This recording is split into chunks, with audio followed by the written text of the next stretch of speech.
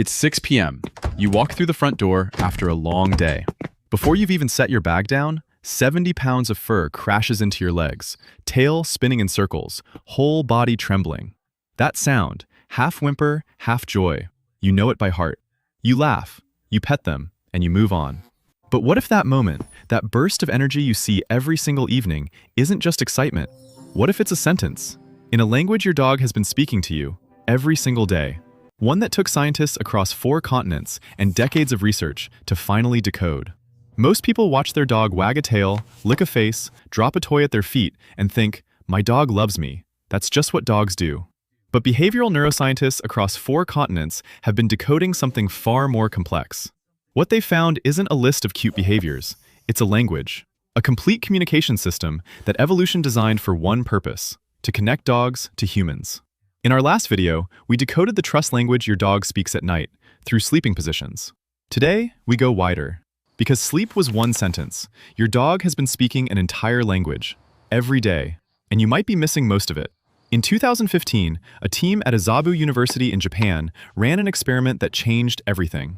They measured oxytocin, the bonding hormone, in dogs and their owners before and after sustained eye contact. What they found didn't just prove a bond, it proved a chemical conversation.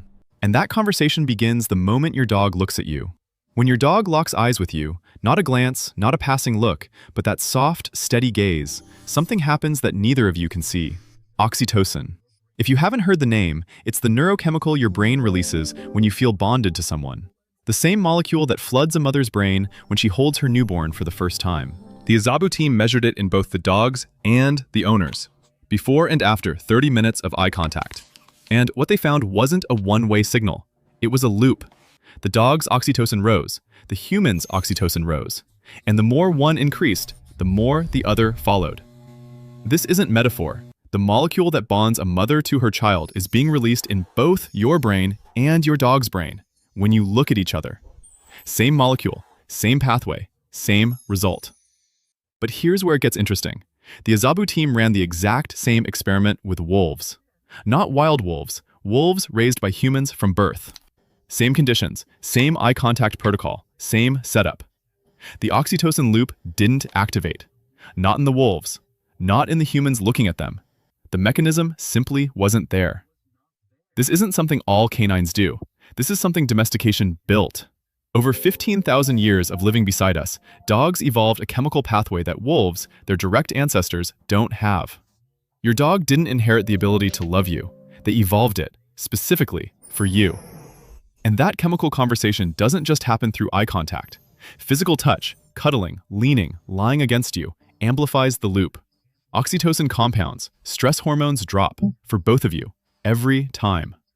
Researchers at the Swedish University of Agricultural Sciences measured what happens the moment you walk through your front door. In the seconds before physical contact, before the petting, before the voice, your dog's oxytocin was already climbing. Cortisol, the stress hormone, was already falling. That explosion of joy when you come home, it's not just excitement, it's a neurochemical event. Their stress drops, their bonding hormone spikes. In that moment, their entire chemistry is saying one thing: you're home. Every time your dog looks at you, a chemical conversation begins, one that neither of you can hear, but both of you can feel. But chemistry is just the first channel, because your dog isn't only bonding with you passively, they're actively communicating, through their face. In 2017, a team led by Julianne Kaminski at the University of Portsmouth published something in Scientific Reports that shifted the entire conversation. They placed dogs in a room with a human. Sometimes the human faced the dog. Sometimes they turned away. And they recorded every facial movement the dog made. When the human was looking, the dog's faces came alive. More eyebrow raises, more tongue movements, more of that wide-eyed expression you know by heart. But when the human turned away, the expressions dropped, significantly. This wasn't reflex, it was audience-dependent. Your dog's facial expressions are intentional communication, produced specifically because you are there. But here's the detail that changes everything. The researchers also tested whether food would increase facial expressiveness. You'd expect it to. Dogs love food. But it didn't. Food had no measurable effect on how expressive the dogs were. Human attention did. Let that sink in. Food didn't change how your dog communicates with their face. Your gaze did. Your presence did. In the hierarchy of what triggers your dog to express themselves, you rank above a treat. And it goes deeper. Teresa Romero at the University of Tokyo studied something we've all noticed but never questioned: contagious yawning. Dogs yawn when humans yawn.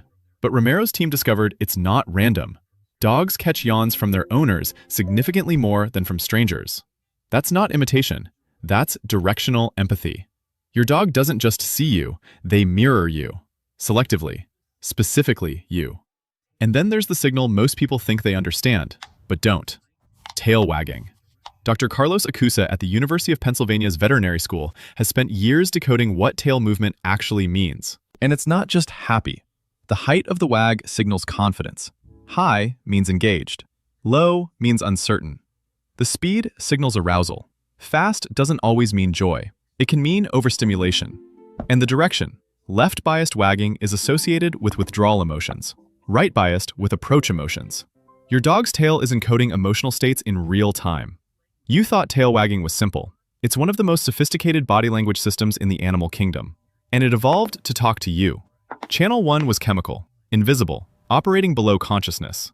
Channel 2 is visual. Your dog looking at you, adjusting their face, mirroring your emotions, encoding messages in the speed and direction of their tail. They're not just bonding with you passively, they're actively communicating. The question is, are you listening? But there's a third channel, one that requires no eyes, no chemistry, just proximity. When your dog leans against your leg, that slow, deliberate press of their body into yours, most people read it as clinginess, or habit, or just a comfortable position. But researchers publishing in the journal Science measured what happens at the molecular level during sustained physical contact between dogs and humans. Both nervous systems begin releasing the same calming chemicals simultaneously. Oxytocin rises, cortisol falls, heart rate synchronizes. This is co-regulation. Two species, separated by millions of years of evolution, literally calming each other through contact. Your dog isn't leaning on you because they're needy. They're leaning on you because your body is their regulation system, and you are theirs. And when your dog brings you their toy, not to play, but drops it at your feet and looks up, that's not random either. In evolutionary terms, this is resource sharing, their most prized possession, offered to their most trusted person. In pack dynamics, this behavior is reserved for closest allies. Your dog is performing a trust ritual that predates civilization. Then there's the one most people never think about. When you reach over and place your hand on top of your dog's head, and they lower it, lean in, and let you. For a dog, having a hand approach the top of their skull triggers a defensive instinct. It's hardwired. When your dog overrides that instinct, when they choose stillness over flinch, they've suspended 15,000 years of survival programming. For you. And as we explored last time, the most profound physical signal happens at night, when they sleep pressed against you, choosing vulnerability over safety, trust over self-preservation. One sentence in a language that never stops speaking. Chemical, visual, physical. 3 channels, all running simultaneously, all directed at you. But there's a 4th channel, and it's the one that changes everything. Everything we've covered so far, the oxytocin, the expressions, the touch, the proximity, those are outputs, observable behaviors, things you can see from the outside. But what about what's happening inside their brain? What does your dog's neural circuitry actually do when it processes you? Dr. Gregory Burns at Emory University spent 2 years doing something nobody thought possible. He trained dogs to lie perfectly still inside an fMRI machine. No sedation, no restraint. The dogs chose to stay. Then he exposed them to 5 different scents while scanning their brains. Their own scent, a stranger's, a familiar dog's, an unfamiliar dog's, and their owner's. The caudate nucleus, the brain's reward center, the region that fires for things that truly matter, showed a clear pattern. Strongest activation wasn't at food scent, wasn't at other dogs. It was at one scent, yours. In the deepest part of your dog's brain, in the region where preference is processed before conscious thought, before performance, before any behavior you can see from the outside, you are what lights up. And this is where everything flips. Because if your dog's brain prioritizes you at the neural level, then the strongest expressions of love aren't the loud ones. They're not the tail wagging. They're not the jumping. They're not the barking at the door. The strongest signals are the ones that happen in silence. A dog that watches you leave without panicking, that's not indifference. They've calculated that you will return. That's not absence of love. That's the highest form of trust. In a room full of options, people, spaces, warmth, Your dog walks over and sits beside you. No demand, no toy, just proximity. That's not random. The fMRI tells us exactly what that is, a neural preference expressing itself. When a dog encounters something new or frightening, they look at one thing before anything else: you. Behavioral scientists call this social referencing. Your dog uses you as their compass for reality. In an uncertain world, you are the fixed point. And that sigh, when your dog settles beside you, exhales slowly, and goes still, that's a nervous system downshifting. They've evaluated their environment, determined it's safe, and the one variable that made it safe is you. The dog that sits quietly beside you while you work, that breathes slower when you're near, that looks at you before anything else in an uncertain room, that dog isn't being boring. They're speaking the fourth channel, the one that happens in silence, the one most people miss entirely. The loudest love isn't the strongest. The strongest love is the one that doesn't need to perform. But how did dogs develop this? Why them, and not any other species on Earth? In 2016, a team led by Bridget von Holt at Princeton University identified something on chromosome 6 that reframed the entire history of dogs and humans, a region called the Williams-Buren syndrome region. In humans, variations in this region are associated with hypersociability, an overwhelming desire to connect, to bond, to seek closeness with others. Dogs carry structural variations in the exact same region. The genetic architecture of social bonding, the molecular blueprint that makes your dog want to be near you, look at you, touch you, respond to you, is written into the same stretch of DNA that makes humans social. Dogs didn't just learn to love us, they evolved to. 15,000 years ago, wolves and humans began a partnership. Over thousands of generations, natural selection didn't just make dogs tamer. It didn't just make them obedient. It built a communication system. Chemical channels, visual signals, physical languages, neural preferences.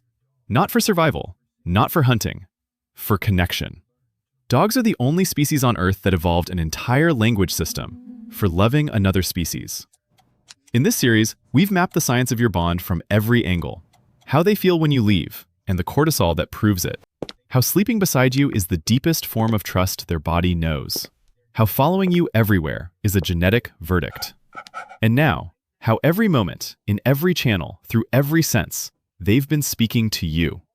Not in words, in oxytocin, in facial expressions made only for you, in the pressure of their body against your leg, in the part of their brain that lights up at your scent. So let's go back to where we started. It's 6 p.m. You walk through the front door after a long day. 70 pounds of fur crashes into your legs, tail spinning in circles, whole body trembling. That sound, half whimper, half joy. You know it by heart.